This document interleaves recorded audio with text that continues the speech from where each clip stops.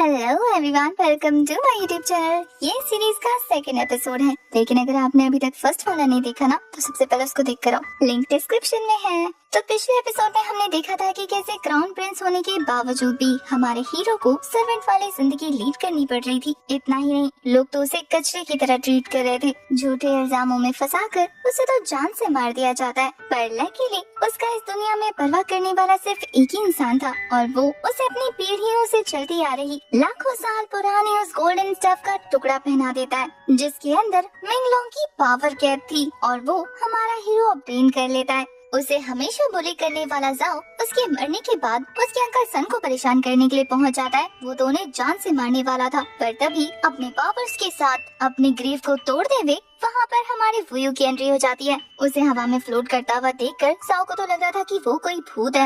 इस पार्ट के स्टार्टिंग में दिखाते हैं कि वैसे तो जाओ की फटके 64 हो रखी थी, लेकिन अपने डर पर काबू पाते हुए वो कहता है कि चाहे तू भूत हो या फिर तू मरकर दोबारा जिंदा हो गया हो, मैं तुझे फिर से खत्म कर दूंगा। उसने तो अपना वेपन भी बाहर निकाल लिया था हमारे वुयू के ऊपर एक खतरनाक अटैक थ्रो करने के लिए, पर वुयू अपनी एक्स्ट्रा ऑर्डिनरी पावर्स का यूज करते हुए अपने एक ही फिंगर से उसकी उस पावरफुल अटैक को ब्लॉक कर लेता है, और फिर ये कहते हुए कि तुम्हारी जबान कुछ ज्यादा ही चलती है, उसी के वेपन को उसी की बॉडी के आर पार करते हुए उसे पत्थर से लटका देता है। वुयू ने तो अंकल सन को बचा लिया था, लेकिन इस बात से उस पर भड़कते हुए कहते हैं कि तुम अभी भी यहाँ खड़े खड़े मेरा मुंह क्या देख रहे हो, निकलो यहाँ से। तुम वापस से जिंदा हो गए हो, ये बहुत अच्छी बात है, लेकिन तुमने जाओ जुआन को मार दिया। जैसे ही इस बारे में सेक्ट में खबर फैलेगी, वैसे ही तुम्हारा यहाँ जीना मुश्किल हो जाएगा, और फिर तुम यहाँ से कभी बाहर नहीं निकल पाओगे। इसलिए इससे पहले कि सेक्ट में खबर फैले, यहाँ से फटाफट निकलो। पर वुयू अकेले नहीं जाना चाहता था। वो ओल्ड मैन से कहता है कि आपको मेरे साथ चलना होगा, पर वो उसके साथ जाने से मना कर देते हैं। हर पेरेंट्स की तरह ओल्ड मैन सन भी उसे मरने की धमकी देते हुए कहते हैं कि अगर तुम यहाँ से जल्दी नहीं निकले तो फिर मैं इसी ग्रेवयार्ड को उखाड़ कर इससे अपना सर फोड़ लूंगा।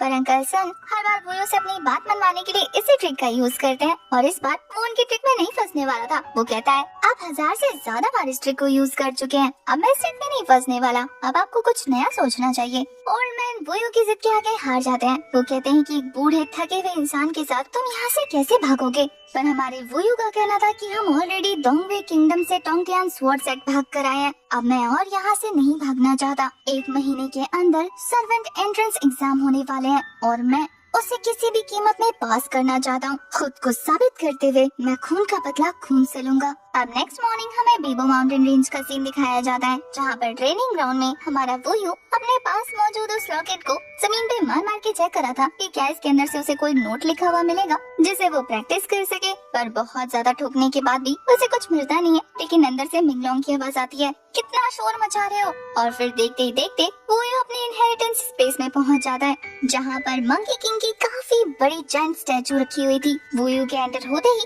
वहाँ पर जो अंधेरा था, वहाँ की मोमबत्तियाँ जलकर अंधेरा खत्म कर देती है। वो तो अपने आसपास के एरिया को देखकर हैरान हो ही रहा था कि तभी उसे आवाज सुनाई देती है, जो कि उसे कह रही थी, मूर्ख बालक, तुझे तो मेरे चरण छूकर मुझे प्रणाम करना चाहिए। हजारों सालों से मुझे आज तक ऐसा कोई नहीं मिला जिसे मैंने अपनी इनहेरिटेंस दी हो, लेकिन तू इतना ज्यादा भाग्यशाली है कि तुझे मेरी पावर्स ऑब्टेन करने का मौका मिला। अगर तू मेरा शिष्य बना रहा और मुझे पूछता रहा तो मैं तुझे असीम ताकत प्रदान करता रहूंगा। वॉइस को सुनने के बाद वुयू को तुरंत समझ आ जाता है कि ये किसी मूर्ति के अंतर की आत्मा नहीं है, और वो इस वॉइस के सोर्स को ढूंढते ढूंढते हमारे मिंगलोंग तक पहुंच जाता है, जो कि अभी भी काफी बड़े भारी भरकम शब्दों का यूज कर रही थी। वुयू तो उसे हवा में उठाते हुए कहता है कि तुम कौन हो बेटा, और यहाँ क्या कर रही हो। वो तो उसे मारते हुए कहती है कि बेवकूफ, मैं 1 लाख साल बड़ी हूँ तुझसे। मेरा नाम तो तुमने सुना ही होगा, वही पियरलेस डीमन मिंगलोंग, जिसने अनगिनत इमॉर्टल्स को मुसीबत में डालकर उन्हें जान से मार दिया था। मेरे नाम से सारे इमॉर्टल वर्ल्ड्स के बीइंग्स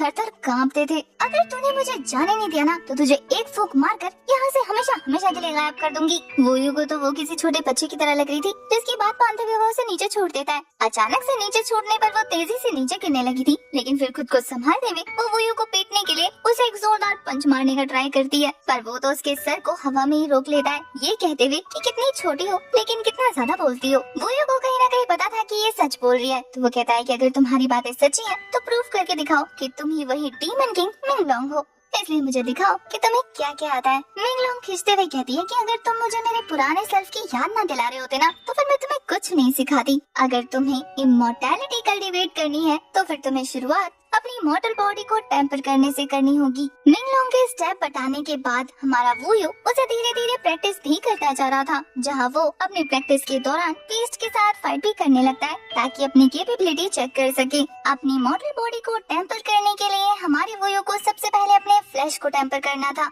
और फिर सेकंड में तुम्हें अपने टेंडोन्स को रिफाइन करना होगा। उसके बाद बोन्स की बारी आएगी और फिर बारी आएगी उसके इंटरनल ऑर्गन्स की, जिसे उसे स्ट्रेंथन करना होगा। मिंगलोंग बताई जा रही थी और हमारा वूयू प्रैक्टिस किए जा रहा था, जहाँ लगातार बीस्ट के साथ फाइट करते हुए अपनी बॉडी को टेम्पर करते हुए वो सेकंड लेवल पर पहुंच जाता है, जहाँ अब उसकी वज्र इंडेस्ट्रक्टेबल बॉडी वज्र टेंडोन्स तक पहुंच गई थी। वैसे मिंगलोंग का ज्ञान अभी भी जारी था। वो कहती है कि इन सभी के बाद फिर तुम्हें अपने ब्लड को भी रिफाइन करना होगा, उसे पूरी तरह से चेंज करना होगा उसकी इम्प्योरिटी को कैंसिल आउट करते हुए, और ये सारे लेवल्स उसे 1 महीने के अंदर कंप्लीट करने हैं, तभी वो ब्रेक थ्रू कर पाएगा और अपनी बॉडी के एक्यू पॉइंट्स को अच्छे से स्ट्रॉन्ग कर पाएगा। और इन सारी चीजों को कंप्लीट करने के बाद फिर बारी उसकी स्पिरिट की आएगी। अभी तो और भी सारे लेवल्स थे जिन्हें बताते बताते मिंगलोंग थकते हुए कहती है कि फिलहाल के लिए तुम यहाँ तक तो पहुँच जाओ, आगे का तुम्हें बाद में एक्सप्लेन कर दूंगी। वूयू बिना थके लगातार प्रैक्टिस किए जा रहा था, जिसके रिजल्ट के तौर पे हमें पता लगता है कि अब वो थर्ड लेवल पर पहुंच गया है, यानी कि वज्र फ्लेम बोन्स बॉडी पर। वूयू तो अपना बेस्ट दे रहा था,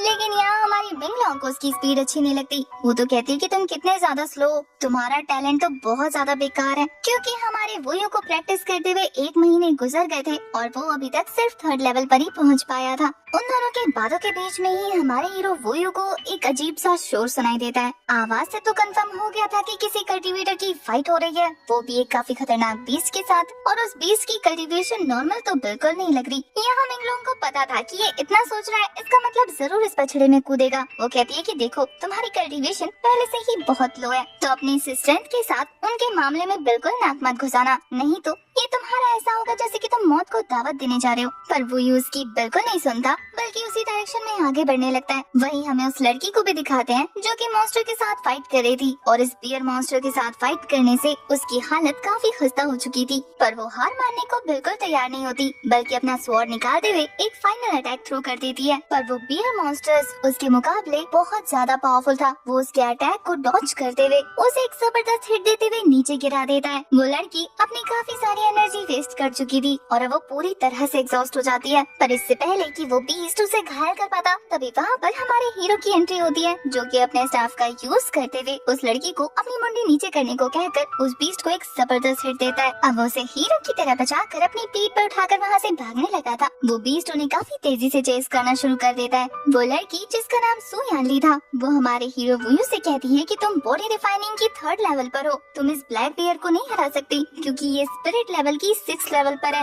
वूयू का वैसे भी इरादा नहीं था कि वो सामने से जाकर इससे भिड़े। वो कहता है कि सीनियर सिस्टर, क्या आपने कुछ ऐसा किया जिसकी वजह से ये बियर अपना कंट्रोल खो बैठा हो? सू यानली कहती है कि नहीं, मैं तो यहाँ इन्वेस्टिगेट करने आई थी। आजकल डीमन बीस्ट कुछ ज्यादा ही एबनॉर्मल बिहेव कर रहे हैं, पर सामने से ये मुसीबत मेरे गले पड़ गई, जो कि पहले से ही भड़की हुई थी। अब एक काम करो, अपनी स्पीड बढ़ाओ और यहाँ से भागो। हमारे वूयू का भी यही प्लान था। वो अपनी सीनियर सिस्टर सू को कस के पकड़ने को कहकर अपने 9 नंबर की गाड़ी को काफी तेज भगाने लगता है। अब तक उन्हें ना पकड़ पाने की वजह से ये बियर बीस्ट भी बौखला गया था। वो रास्ते में आ रहे पेड़ों को गिराते हुए अपनी स्पीड को इंक्रीज कर लेता है। अब उसे बिना सोचे समझे उन लोगों को फॉलो करता देखकर यहाँ मिंगलोंग कहती है कि एक काम करो, पीछे घूमो और इसे एक जोरदार मुक्का जड़ दो, ये बियर बीस्ट वहीं रुक जाएगा। पर हमारा वूयू उसकी बातों को इग्नोर करते हुए अपनी सीनियर सिस्टर सू की बातें सुनता है, जो कह रही थी कि और तेज भागो। भागते भागते जब वो एक मोड़ को क्रॉस करता है, तब भी मिंगलोंग कहती है कि एक काम करो, उसकी आंख में उंगली घुसा दो। पर वो उसकी इस बात को भी इग्नोर करता है और अपनी सीनियर सिस्टर सू की बात सुनता है, जो उसे कह रही थी कि जंप करो। वो एक पत्थर को क्रॉस करते हुए तेजी से आगे बढ़ने लगते हैं। ये देखकर मिंगलोंग कहती है कि ये लड़का मेरी नहीं सुनता, कोई बात नहीं, इसके लिए इसे पछताना पड़ेगा, क्योंकि आगे रास्ता ब्लॉक है। और होता भी बिल्कुल ऐसा ही है। भागते भागते वूयू सोयान के साथ डेड एंड पर पहुंच जाता है। अब तो ना चाहते हुए भी दोनों को फाइट करनी थी, तो वो दोनों एक दूसरे को इशारों में अपना प्लान समझा देते हैं। इसके बाद वूयू सोयान को आसमान में उछाल देता है और वो एक स्वॉर्ड फॉर्मेशन क्रिएट करके उस बियर बीस्ट को जबरदस्त हिट देती है। जैसे ही वो बियर डिस्ट्रैक्ट हो जाता है, वैसे ही हमारा वूयू अपने वेपन के साथ उसके मेरिडियंस पॉइंट को काफी बुरी तरीके से हिट करता है, जिसे काफी चालाकी से उन दोनों ने इस बियर बीस्ट को अधमरा कर दिया था। अब क्लिफ के किनारे पर होने के बाद वो बियर बीस्ट इनके ऊपर गिरता है और ये दोनों भी उसके साथ क्लिफ से नीचे गिरने लग जाते हैं। वैसे यहाँ उस बीस्ट के मेरिडियंस को हिट करते हुए हमारे वोयू ने जो टेक्निक परफॉर्म की थी वो उसे मिंगलोंग ने ही सिखाई थी। तो वो उस टेक्निक को देखने के बाद कहती है कि कमाल है, इस बेवकूफ लड़के ने अच्छे से परफॉर्म किया। वहीं दूसरी तरफ दिखाते हैं कि वोयू ने एक पेड़ के तने को पकड़कर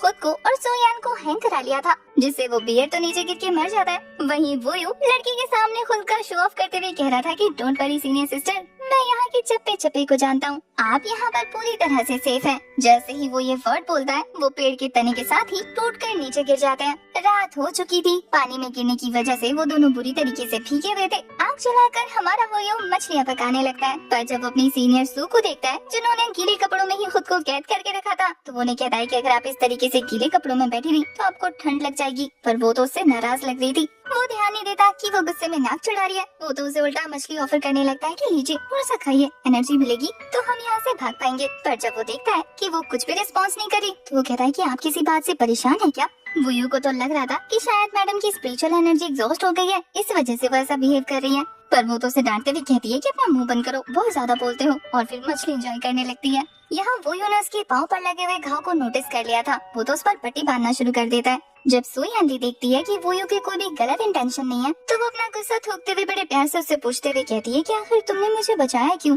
तुम चाहते तो आराम से इस सिचुएशन को अवॉइड कर सकते थे ना। पर वोयू का कहना था कि वो जब भी मुसीबत में पड़ा है हमेशा खुद को अकेले महसूस किया है, और अब वो उस हर इंसान की हेल्प करना चाहता है जो भी मुसीबत में पड़ता है। ऐसा करने से उसे बेहतर महसूस होता है। उसका जवाब सुन के सीनियर सिस्टर सू काफी ज्यादा सेटिस्फाइड लग रही थी। अब उन्हें रिलैक्स और काम देखने के बाद हमारा वोयू कहता है कि चलो अब सबसे पहले चलकर सेक्ट लीडर को इसके बारे में रिपोर्ट करते हैं। पर सुयान का कहना था कि नहीं, उसे जंगल के अंदर जाकर इन्वेस्टिगेशन करनी होगी, क्योंकि अगर वो सेक्ट लीडर के पास जाकर रिपोर्ट करेंगे तो इसमें काफी सारा टाइम वेस्ट हो जाएगा और इन्वेस्टिगेशन में काफी सारी चीजें इधर की उधर की जा सकती हैं। तो इसलिए उसे सबसे पहले जंगल में जाकर छानबीन करनी है, जिसके लिए हमारा वोयू भी उसके पीछे जाने वाला था। पर जाने से पहले वो वहाँ पड़ी हुई लकड़ियों को ठीक करना नहीं भूलता, जिससे हमारी मिंगलोंग को पता लग जाता है कि हमारे भाई साहब को OCD है। वैसे क्या आप में से किसी को ये अच्छी वाली बीमारी है? हमें दिखाते हैं कि अपने सफर को कंटिन्यू करते हुए वो दोनों ब्लू वेव माउंटेन तक पहुँच जाते हैं, जहाँ अंदर आगे बढ़ने पर उन्हें एक मेडिसिन की बोतल नजर आती है और साथ ही काफी सारे डीमन बीस्ट के कंकाल भी।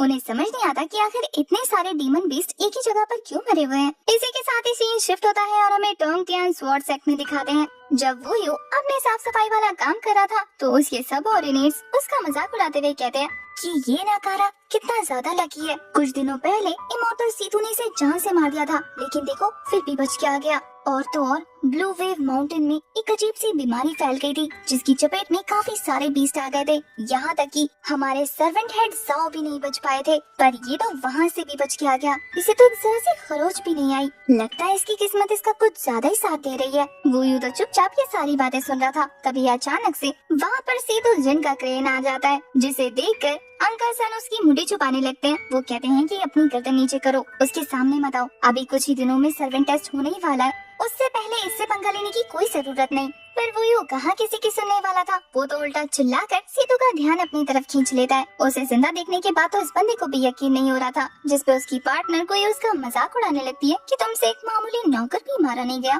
तुम कहो तो ये काम मैं कर दूं। पर वो तो भड़कते हुए कहता है कि नहीं, इस कमीने की हड्डियों का सूरमा तो मैं खुद बनाऊंगा, जिससे ये दोबारा मेरे सामने उठने की हिम्मत भी नहीं करेगा। पर अब तो वोयू भी पीछे नहीं हटने वाला। वो भी फाइट के लिए पूरी तरह से रेडी हो जाता है। वो दोनों अपनी अपनी पावर रिलीज करके एक दूसरे से फाइट स्टार्ट करने ही वाले थे कि तभी वहाँ पर सीनियर सू की एंट्री हो जाती है, जिसे देखकर बच्चे चिल्लाते हैं कि पीक मास्टर सुयान। उन्हें दिखाते ही हमारा ये वाला पार्ट भी हो जाता है खत्म। अब देखना ये है कि क्या हमारी सीनियर सच में सीनियर है या फिर इस सेट की लीडर। जानने के लिए आपको नेक्स्ट एपिसोड का वेट करना होगा, और नेक्स्ट एपिसोड तभी आएगा जब आप कमेंट सेक्शन नेक्स्ट एपिसोड से भर देंगे। वैसे ये गलत बात है, सीरीज और एपिसोड आपको टाइम पे चाहिए, लेकिन कमेंट और लाइक्स में बहुत ज्यादा कंजूसी एटा ना चल बे।